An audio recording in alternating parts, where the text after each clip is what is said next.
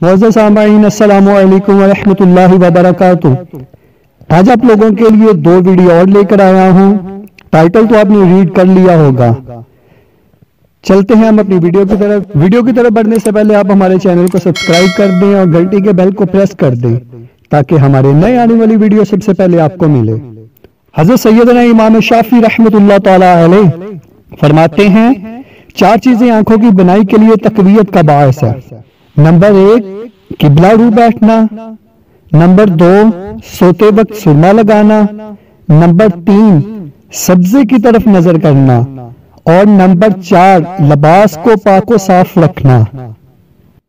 ایک روایت کے مطابق حضور پاک صلی اللہ علیہ وآلہ وسلم کو تمام رنگوں میں سبز رنگ سب سے زیادہ پیارا تھا۔ چلتے ہیں ہم اپنی دوسری ویڈیو کی طرف اینک کے نمبر کم کرنے کے لیے۔ گاجر کے موسم میں روزانہ ایک گاجر کھا لیجئے، انشاءاللہ عزوجل آپ کی بینائی تیز ہو جائے گی۔ حتیٰ کہ چشمہ ہے تو انشاءاللہ عزوجل نمبر کم ہونا شروع ہو جائے گا۔ گاجر کو اچھی طرح دھو لیجئے اور چھیلے بغیر ہی کھا لیجئے۔ چھلنے سے اوپر والی جو تہہ کے نیچے موجود وٹامن سی ہوتا ہے وہ ضائع ہو جاتا ہے۔ تمام سبزیاں اور پھل جن کے چھلکے کھائے جا سکتے ہیں وہ چھلکوں سمیت ہی کھائیں، زیادہ مفید ہیں۔